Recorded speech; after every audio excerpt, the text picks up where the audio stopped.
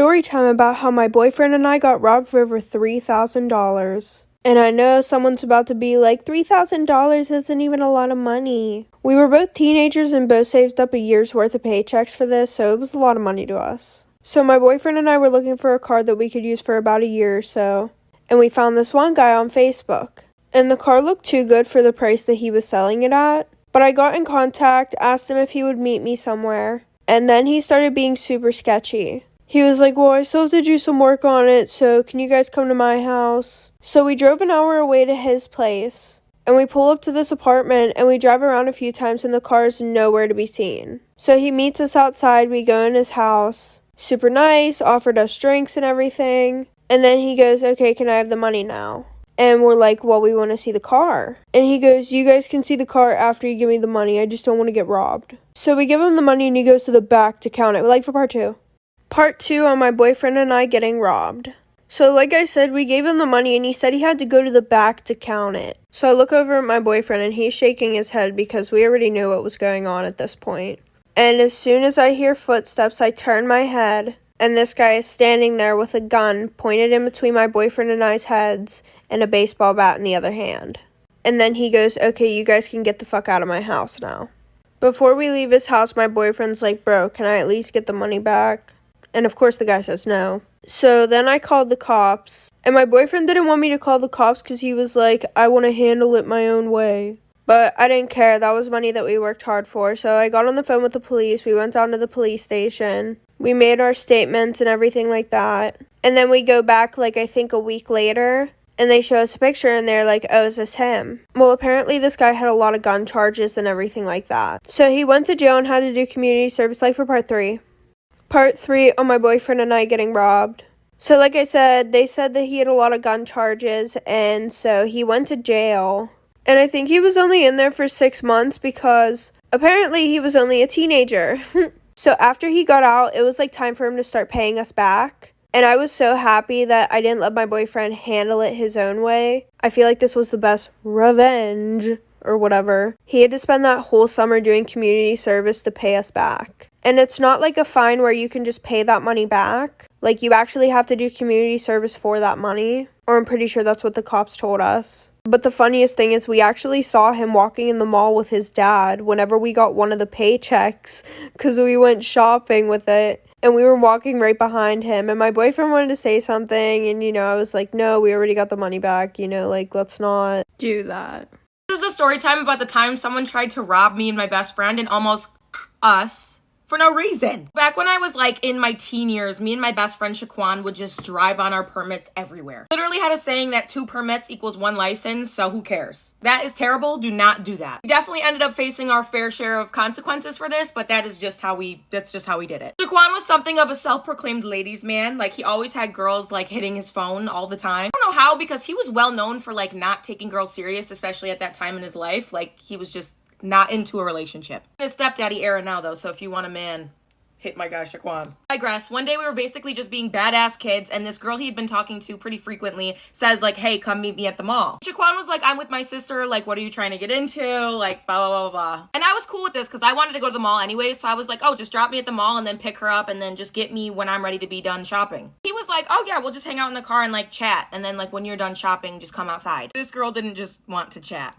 This girl didn't just want to. We get to the mall, the drive there was immaculate, the vibes with my brother are always so good, so we were in a great mood. Like, we were on top of the world. She comes outside and she's like, hi, and I'm being cordial with her because every time he brought a girl around, like, I was always super sweet to her. I was always hoping, like, is this gonna be the one that makes him calm down? Like, is this gonna be the one? Go inside and they hang out in the car, and then when I'm ready to come outside, Shaquan is texting me like, yo, hurry up. I'm texting him like, what could be going on right now? He texts me and he's like, she asked to like, you know, and then when she was done, she asked for money. And I was like, did you tell her that's not at all what you thought this was? Like, yeah, I told her that's not what I thought this was, but now she wants to leave, so can you come out so we can take her home? Come outside, and I'm pretending to be dumb to the situation, and I'm just trying to assess what's going on here. Once I get outside, she's all calmed down, acting completely normal, like they're talking totally normal. She's like, hey, can you guys actually just bring me to McDonald's? Like, my friends are there. And we're like, oh yeah, sure. Should not have brought her to McDonald's because what? Get to McDonald's and her friends are waiting outside for her, and one of her friends comes up to the window and they're talking to my brother. Like, we knew her friends. Like, the friend that came up to the window was someone in my grade, so like I was totally fine and normal with her. I'm like, hi. And her friend looks at her phone for like a split second and there's an immediate mood change and it gets really weird. This girl looks at my brother and she's like, where is her money? Like, where is her money? I'm like, girl, I don't know. Tell her to clock into McDonald's. Like, where is her money? Go get your own. My brother is like, I told her that's not what I thought this was. Like, we've been talking for a couple weeks. Like, I didn't think that's what she was on. She starts cursing him out. Like, she's going crazy, rancid, like bananas. Girl starts telling my brother, like, if you don't give her her money, I'm gonna stab you, basically. Like, literally going to stab you. And then she pulls out brass fucking knuckles. What? And she looks at me and she goes, actually, if you don't give me your money, I'm gonna stab your sister and not you. Oh my God. Dude, this girl had like 4 friends with her. So there was a girl on my side of the car, his side of the car, and then behind our car.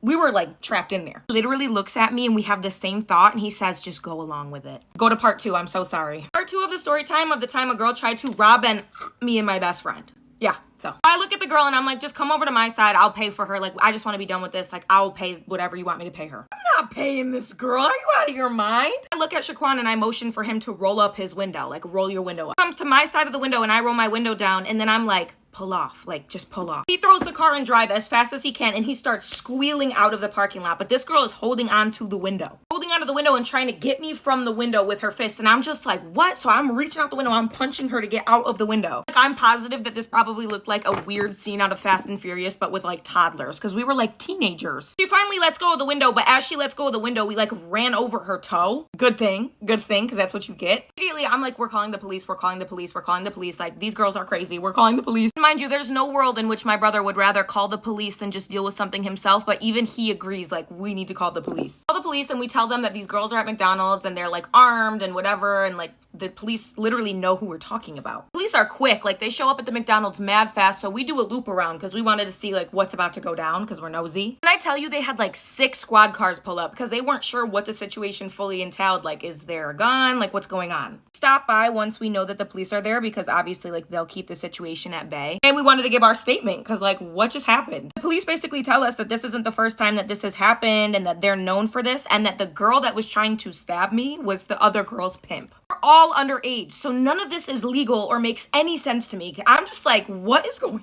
The cop basically looks at us and he's like, it's something we've been looking into for a long time. Like, basically the one girl sells the other girl out. Huh? What? We aren't even 18. We aren't even 18. We end up arresting like 2 of the girls and then that was pretty much that. What was funny was after one of the girls got out of jail, she like tried to be my friend, which I was like, we're not friends. I was like, yeah, babe, I love to forgive and forget, but this is like not one of those opportunities for you. That is just one of the times that me and my brother got ourselves into a very sticky situation. Love you guys, bye. Story time about how I got caught skipping school almost every day of my senior year. So our school had just started this new thing where you fill out all your contact information online. And my dad was like, okay, yeah, just fill yours out. And it pretty much was who can pick you up, who can make early dismissals for you, who they can call if you're in trouble. Well, I decided to be a sneaky little bastard and put my boyfriend in for every single one of those contacts. I would start school around 7:30 a.m. and I would go to the nurse's office at like 9 a.m. and she would call and my boyfriend would act like my dad and be like, okay, yeah, just let her drive home. Well, my guidance counselor noticed after about 3 months of me never being at school. So she called the number hoping to speak to my dad, but instead she got my boyfriend. And he just thought it was a random person, so he didn't act like my dad because neither of us knew. Like for part 2. Okay, part 2. Okay, so pretty much what happened after that is she called and like she found out that it wasn't my dad. And then she went digging and like she like called my sister to the office and she was like, what's your dad's phone number? And my sister was like, why? Like, don't you guys have it already? And I also put the same numbers for my sisters so that way in case this day came, then, you know, it wouldn't look suspicious. Well, I don't know what she threatened my sister with, but she scared the hell out of her, so she gave her my dad's number. And so my sister told me whenever she got home, so I went to school the next day.